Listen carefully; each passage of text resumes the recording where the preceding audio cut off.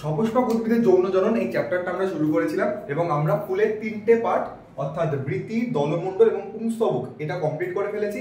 আজকে আমরা ফুলের চতুর্থ এবং শেষ স্তবক যেটাকে বলা হয় স্ত্রী স্তবক, স্ত্রী স্তবক বা গাইনোইসিয়াম বলা হয়, গাইনোইসিয়াম বা স্ত্রী স্তবক সেটা করব। স্ত্রী স্তবক বা গাইনোসিয়াম হলো একটা ফ্লাওয়ারের ফিমেল রিপ্রোডাক্টিভ পার্ট। যেমন একটা ফ্লাওয়ারের ক্ষেত্রে মেল রিপ্রোডাক্টিভ পার্ট থাকবে, ঠিক তেমনই ফিমেল রিপ্রোডাক্টিভ পার্টও রয়েছে। আর সেই ফিমেল রিপ্রোডাক্টিভ পার্টটা হলো হচ্ছে এই গাইনোইসিয়াম। গাইনোসিয়ামকে বলা হয় ফিমেল রিপ্রোডাক্টিভ পার্ট। এই গাইনোসিয়াম বা স্ত্রী স্তবকের যে সিঙ্গেল ইউনিট, যেমন অন্যান্য স্তবকের ক্ষেত্রে আমরা সিঙ্গেল ইউনিট দেখেছি, এর ক্ষেত্রে যে সিঙ্গেল ইউনিটটা রয়েছে সেটাকে বলা হয় কার্পল, কার্পল বা পিস্টিল, কার্পল বা পিস্টিল। এই যে কার্পল, এই কার্পেল একটা ফুলে কতগুলো কার্পেল রয়েছে তার বেসিসে, এই একটা ফুলে কতগুলো কার্পেল রয়েছে সেই কার্পেলের সংখ্যার উপর ডিপেন্ড করে আমরা ফুলকে ভাগ করতে পারি। একটা হতে পারে মোনোকার্পেলারি, মোনোকার্পেলারি, মোনোকার্পেলারি, মোনো মানে এক, অর্থাৎ একটা কার্পেল প্রেজেন্ট রয়েছে। মোনো মানে কি হয়ে থাকে? এক। তার মানে যে সমস্ত ফুলে একটা কার্পেল প্রেজেন্ট থাকে তাদের বলা হয় কি? মোনোকার্পেলারি। আর মাল্টি কার্পেলারি, মাল্টি কার্পেলারি মানে এখানে একের বেশি কার্পেলস প্রেজেন্ট রয়েছে, more than one carpels present, more than one, more than one, একের বেশি কার্পেল যদি প্রেজেন্ট থাকে কোনো ফুলে তখন সেটাকে বলা হয় কি? মাল্টি কার্পেলারি। এবার এই যে কার্পেল, একের বেশি কার্পেল রয়েছে, একের বেশি কার্পেল থাকা এই কার্পেলগুলো যদি একে অপরের সঙ্গে যুক্ত হয়ে থাকে, একে অপরের সঙ্গে যুক্ত হয়ে থাকে তখন তাদের বলা হয় কি? সেম কার্পাস। অর্থাৎ একে অপরের সঙ্গে, অর্থাৎ কার্পেলগুলো একের সঙ্গে একে সিঙ্ক করে রয়েছে বা কানেক্টেড হয়ে রয়েছে, তখন সেটাকে বলা হয় কি? সেম কার্পাস, সেম কার্পাস,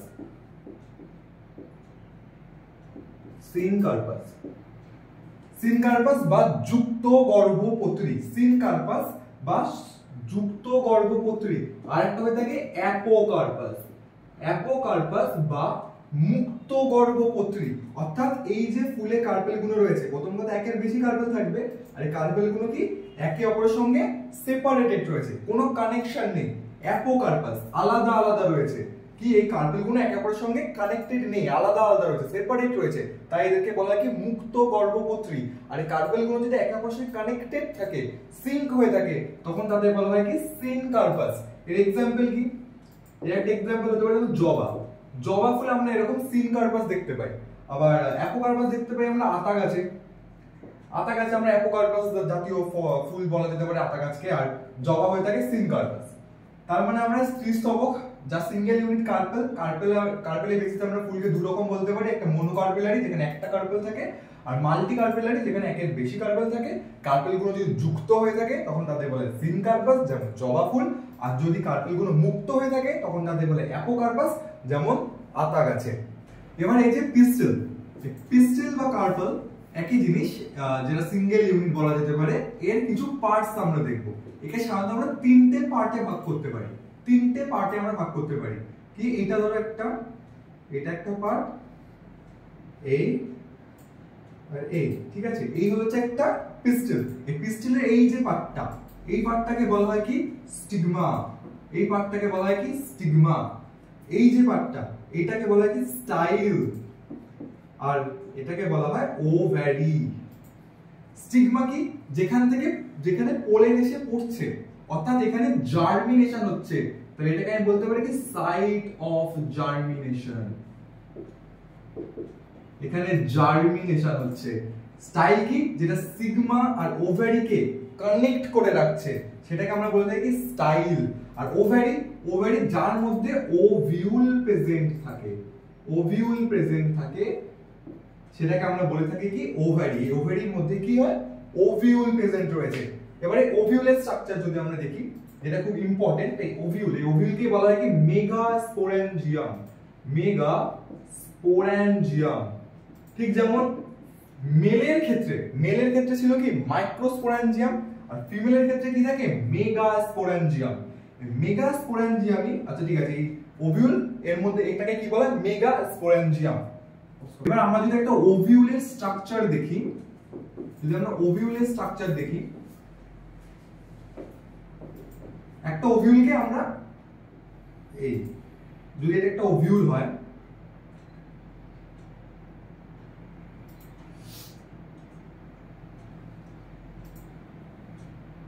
তাহলে এই যে লেয়ারটা, এই লেয়ারটাকে বলা হয় ইন্টিগুমেন্ট। ওভিউল, এই ওভিউলের আরেকটা নাম হচ্ছে মেগাস্পোরেঞ্জিয়াম। মেগাস্পোরেঞ্জিয়াম।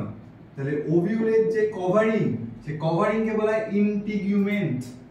তাহলে ওভিউলের কভারিংটা ইন্টিগুমেন্ট, যেটা হয়ে থাকে বাই লেয়ার, অর্থাৎ দুটো লেয়ার প্রেজেন্ট থাকে, আউটার আর ইনার। এই যে ওপেনিংটা যেখান থেকে পোলেন টিউব এন্ট্রি করে সেইটাকে বলা হয়ে থাকে মাইক্রোপাইল। মাইক্রোপাইল, মাইক্রোপাইল, যেটাকে বলা হয় মাইক্রোপাইল। তাহলে কি হচ্ছে, কভারিং কে বলছে আমরা ইন্টিগুমেন্ট, যেখান থেকে পোলেন টিউব এন্ট্রি করে, এখান থেকে কি আর পোলেন টিউব এন্ট্রি করে, পোলেন টিউব এন্ট্রি পয়েন্ট, সেটাকে বলা হয় কি মাইক্রোপাইল। এখান থেকে পোলেন টিউব এন্ট্রি করছে। আর এর মধ্যে কি রয়েছে, কিছু ডিপ্লয়েড সেলস রয়েছে, এর মধ্যে কিছু ডিপ্লয়েড সেলস রয়েছে। এই ডিপ্লয়েড সেলস গুলোকে বলা হয় কি, কিছু ডিপ্লয়েড সেলস রয়েছে, এই ডিপ্লয়েড সেলস গুলোকে বলা হয় কি নিউক্লিয়াস। এই ডিপ্লয়েড সেল গুলোকে বলা হয় কি নিউক্লিয়াস। আর এই মাইক্রোপাইলের ঠিক অপোজিটে যে এন্ডটা, সেটাকে বলা হয় কি চলে যা, চলে যা, চলে যায়। তাহলে পোলেন টিউব এন্ট্রি করে মাইক্রোপাইলে, মাইক্রোপাইলের অপোজিট এন্ডটাকে বলা হয় কি চলে যা। এই ওভিউল বা মেগাস্পোরেঞ্জিয়ামের কভারিং কে বলা হয় কি ইন্টিগুমেন্ট। এর ভেতরে কিছু কিছু ডিপ্লয়েড সেলস থাকে, এই ডিপ্লয়েড সেলস গুলোকে বলা হয় কি নিউক্লিয়াস। আর এর সঙ্গে কানেক্টেড থাকে একটা স্ট্রাকচার, এই যে স্ট্রাকচারটা, স্ট্রাকচারটাকে বলা হয় ফানিকল। খুব ইম্পর্টেন্ট এটা, ফানিকল। ফানিকল কি, একটা স্ট্রাকচার যেটা ওভিউলের সঙ্গে প্লাসেন্টাকে কানেক্ট করেছে, প্লাসেন্টাকে কানেক্ট করেছে। তার মানে ফানিকল কি, ফানিকল কি connection between, connection between ovule and placenta. Placenta আর ওভিউলের মাঝে যে কানেকশন, সেই কানেকশনটাকে বলা হয় কি ফানিকল।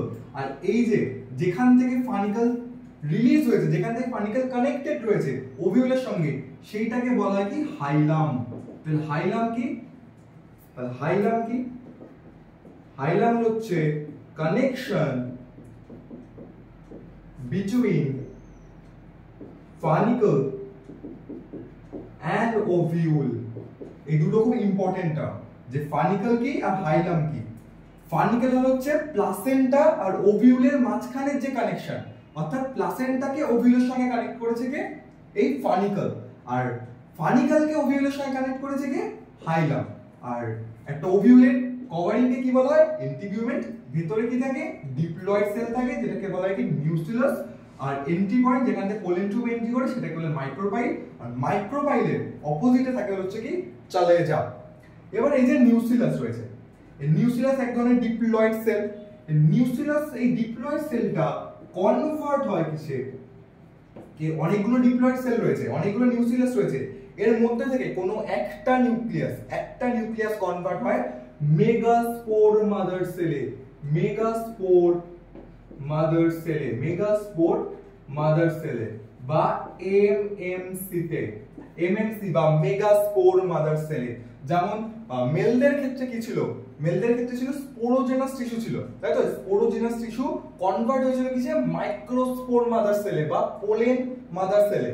আর এই ক্ষেত্রে কি নিউক্লিয়াস, এই নিউক্লিয়াস অনেকগুলো ডিপ্লয়েড সেলকে নিউক্লিয়াস বলা হয়। যে কোনো একটা সেল, যে কোনো একটা ডিপ্লয়েড সেল কনভার্ট হয় কিসে, এমএমসি তে বা মেগাস্পোর মাদার সেলে। এবার কি করে এই ওভিউলের মধ্যে কি হয়, এই ওভিউলের মধ্যে তৈরি হচ্ছে ফিমেল গ্যামেটোফাইট। এই ফিমেল গ্যামেটোফাইট কি করে তৈরি হয় সেটা দেখা। তাহলে ফিমেল গ্যামেটোফাইট, ফিমেল গ্যামেটোফাইট কি করে ফর্মেশন হচ্ছে, এর ক্ষেত্রে মেলের মতো দুটোই কিন্তু প্রসেস রয়েছে। একটাকে বলা হয় মেগাস্পোরোজেনেসিস, যেমন মেলের ক্ষেত্রে কি ছিল মাইক্রোস্পোরোজেনেসিস, তেমন ফিমেলের ক্ষেত্রে থাকে কি মেগাস্পোরোজেনেসিস। আর ডেভেলপমেন্ট, আর ডেভেলপমেন্ট।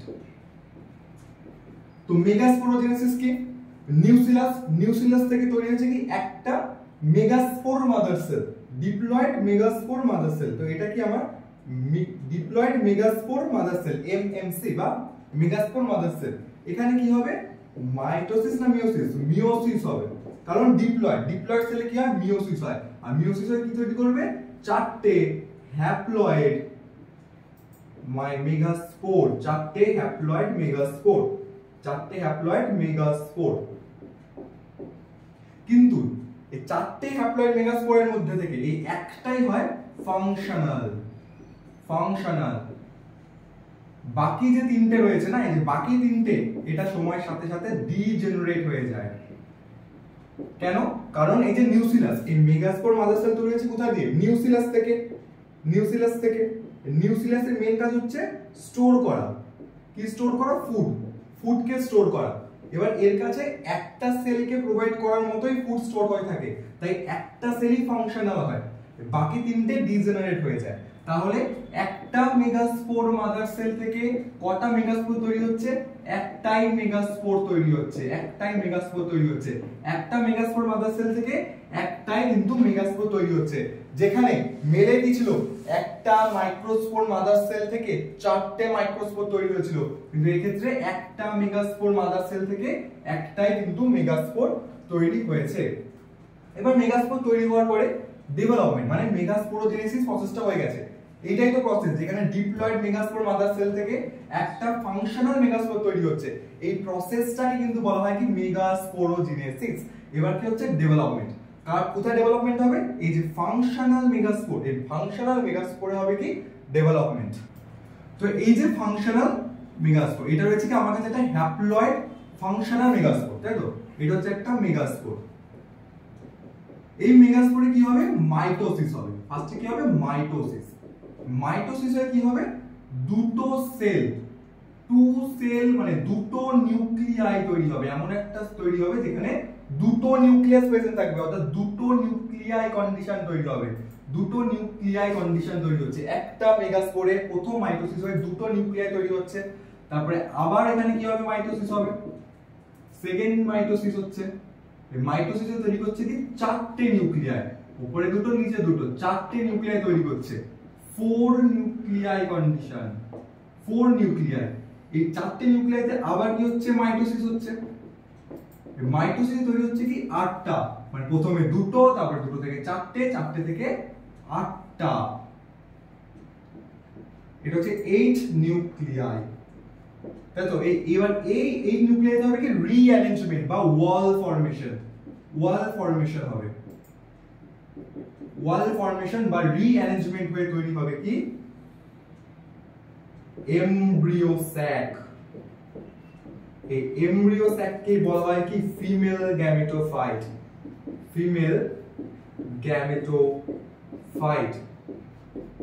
কি রকম রিঅ্যারেঞ্জমেন্ট হয়, উপরে থাকে তিনটে সেল, নিচে থাকে তিনটে সেল, আর সেন্টারে থাকে একটা সেল, যেখানে প্রত্যেকটা সেলে একটা করে নিউক্লিয়াস, আর ভেতরে আর মিডল বা সেন্ট্রাল সেলে থাকে কি, দুটো নিউক্লিয়াই। তাহলে একটা এমব্রিও স্যাকে কটা নিউক্লিয়াস থাকে, 8টা নিউক্লিয়াস থাকে, তাই তো? 8টা নিউক্লিয়াস থাকে, আর 7টা সেল